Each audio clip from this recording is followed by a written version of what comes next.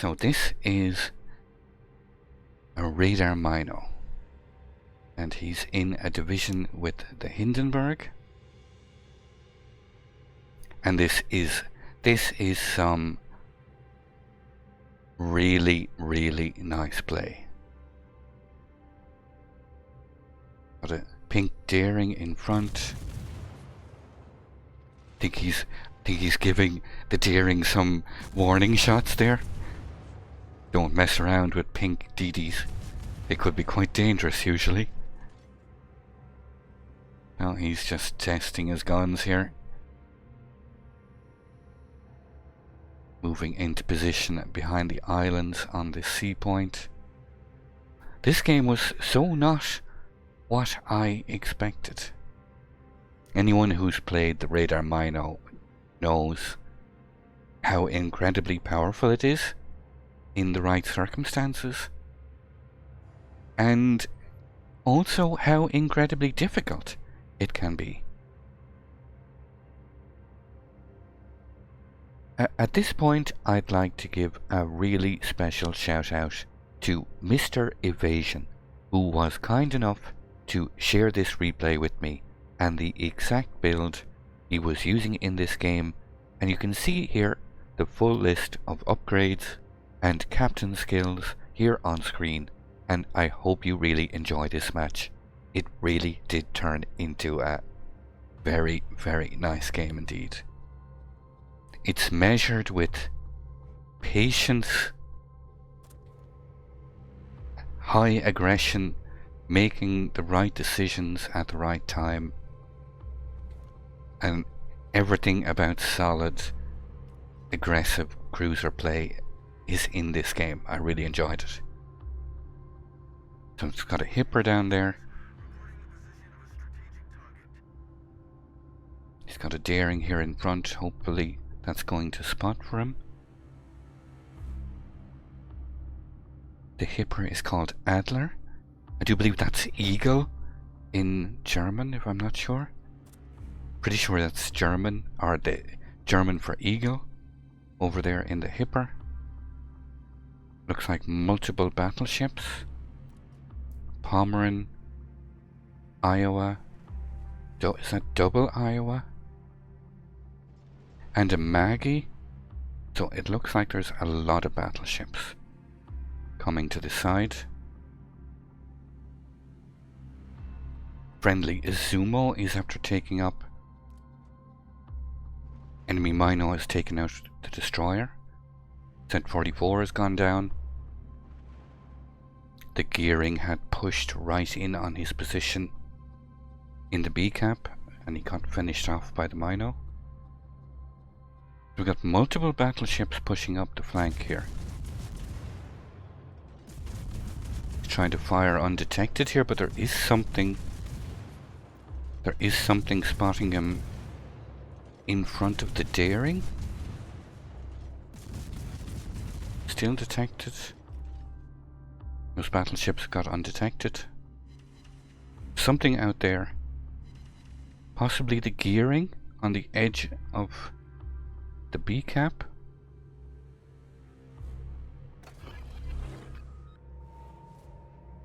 And there's a cyclone coming in. He activates his radar just to see. He wasn't actually sure where he was being detected from, and it was the Yugumo. Yugumo had line of sight. So now he's in a situation where there's multiple battleships. Multiple battleships. But this is where the Mino turns into a destroyer.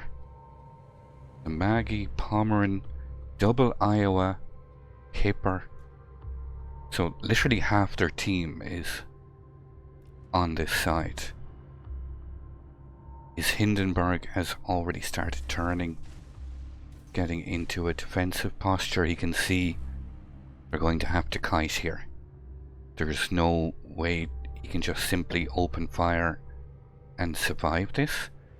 So he's just going to revert to being a torpedo boat for the moment. Mino has 8 torps per side. Really nice reload. Can put a lot of torps in the water over the course of a game. There's a big push. Double Iowa, Hipper, Pomeran, and a Maggie. Enemy have cruisers, the Riga, Petro, and the Minotaur, all in the center. It's 2 torps on that Iowa. Looking good on the Hipper as well. The Hipper's maneuvering, he's seen those torps. Just slips past them. No hits on the Hipper. I really like this part because it just shows patience. Instead of just wildly opening fire and taking massive damage, just plays it cool, falls back, keeps everything detected, just like a destroyer would. It allows the Izumo to fall away. Minnesota has angled a little poorly. He's angled bow in. But they keep pushing up this flank. Hindenburg is kiting, putting fire on that Hipper.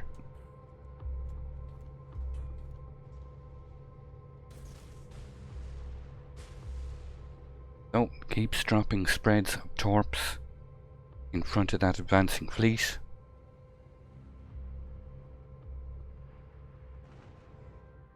Some would say Minotaur best DD in this case. But it's really nice, careful play. Petropavlovsk takes out the friendly Kansas. So now the spotting range, the cyclone, is going to start taking effect. It will drop down to spotting range of 8 kilometers.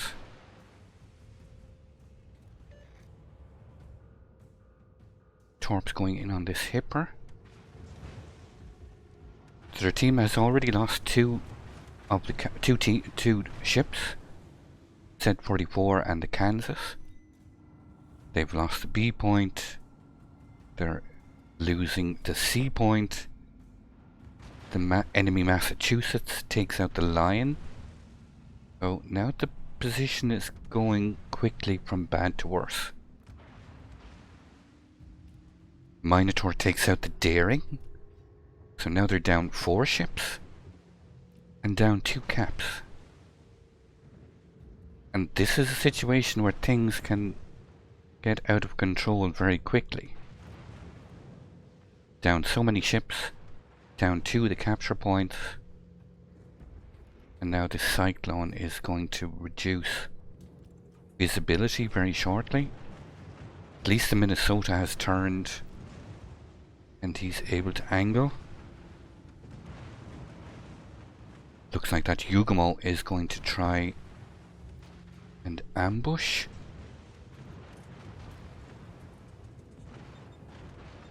Minnesota is taking fire from... Is that a range mod Minotaur? Yugumo decides to suicide rush. Very bad idea to get close to a Royal Navy destroyer of any kind at this range. So that Yugumo goes down. Our captain gets his first kill of the game. As you can guess, this is from Mr. Evasion. So now the cyclone has kicked in 8 kilometers, or it's currently 10 kilometers, but it's reducing all the time. Hipper pops out of the Merc.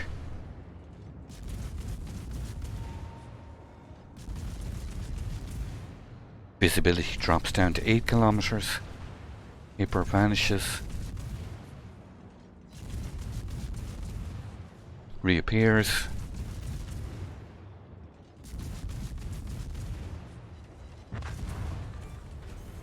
Takes out that Hipper. Rectifies something a little bit. There's still multiple Iowas following that Hipper. And this is where I started to think to myself, this is a very dangerous situation for a Mino. I mean, for battleships to suddenly appear at 8 kilometers to a Mino can get quite dangerous very, very quickly. And that is a full HP Iowa.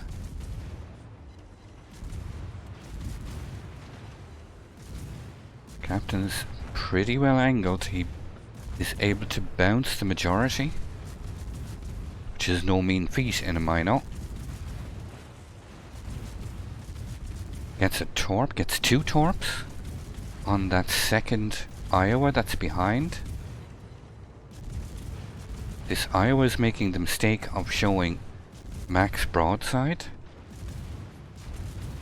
He's fully convinced he's going to delete this Mino, but you cannot show broadside to this AP. You can see that damage. That damage is just insane.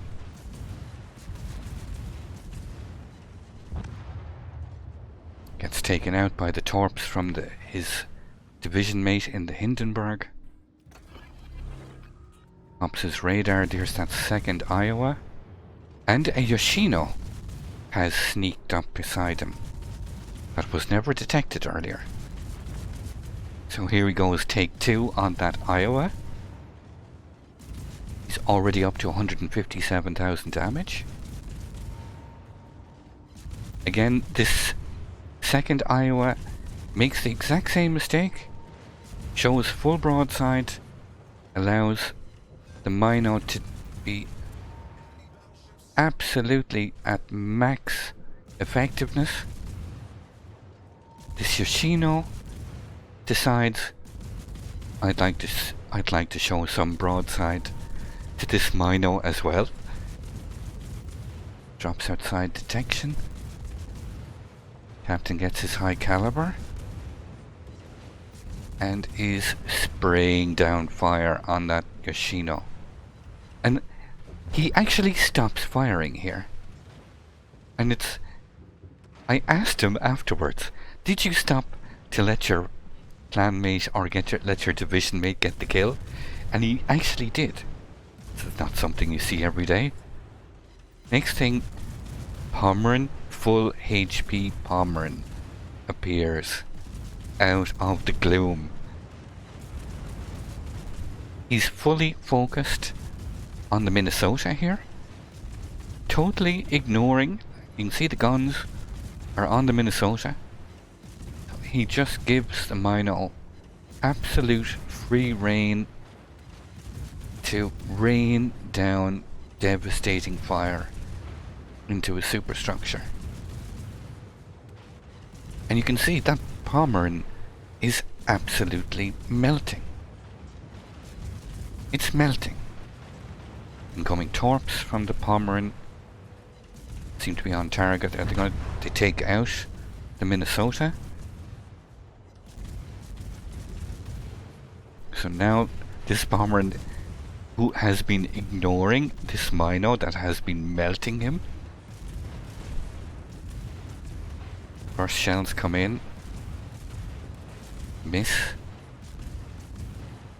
Our captain is angling here pretty smart. He's just using his front guns and really clever. He lets the Pomeran get outside his detection range of the 8 kilometers.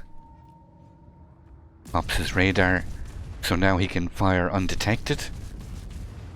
He spots the Amagi, and that's a full HP Amagi. So now he's in the quandary of having to kill this Pomeran and angle towards this Amagi before he gets detected. He is now detected by the Amagi, and here everything is on his side. The Amagi is actually firing HE. So he takes out the Pomeran and now proceeds to open up on the Amagi. Now, and it just continues to get worse. Not only is there a full HP Amagi in front of him, a Petropavlovsk has appeared. That's also got 36,000 HP. So talk about being in a tough spot. The Amagi is still shooting HE, which is an absolute miracle. Gets his torps ready. Puts his torps out on that Amagi. Turns his guns while trying to stay angled to the Petropavlovsk. Gets the Kraken. He's up to 373,000 damage. The gearing appears. The gearing decides, I'm going to have me some of that Mino. He's firing AP. So we're still angled to that Petropavlovsk.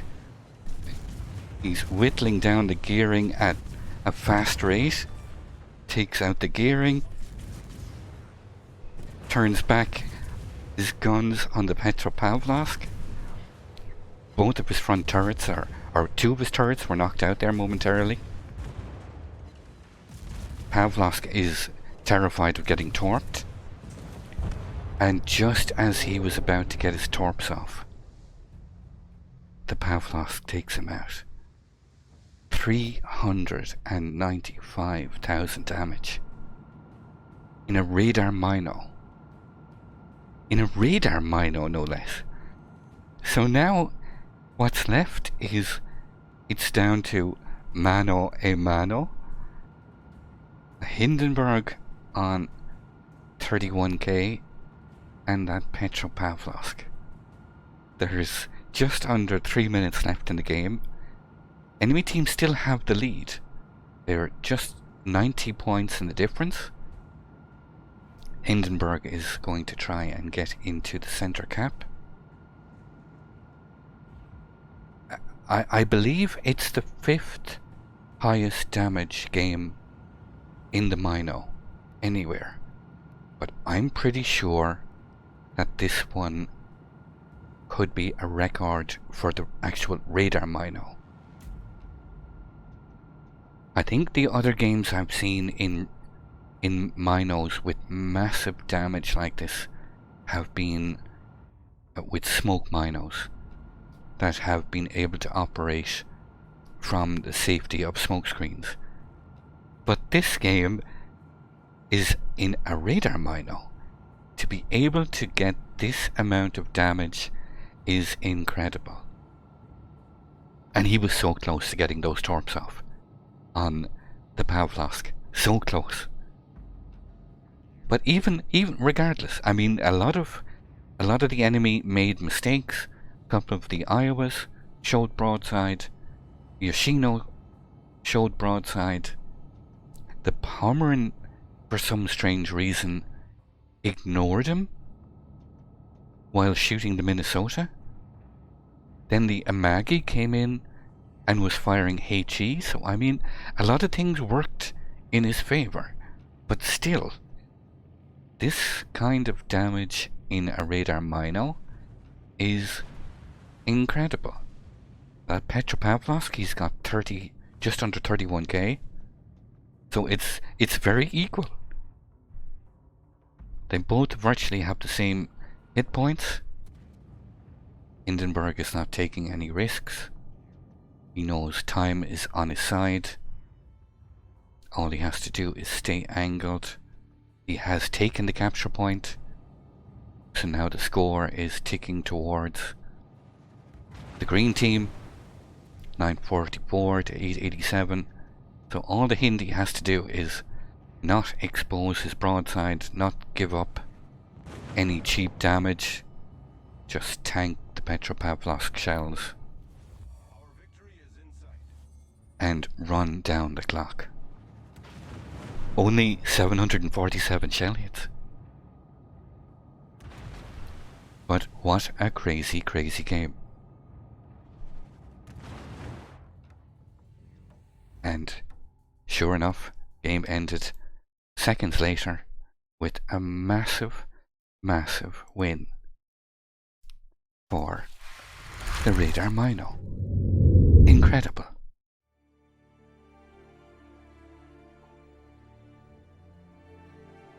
I'd like to thank you once again all for watching. Don't forget to like, share and subscribe for more. Take a moment to check out some of my most recent videos and leave a comment below. And until the next time, keep sailing it like you stole it.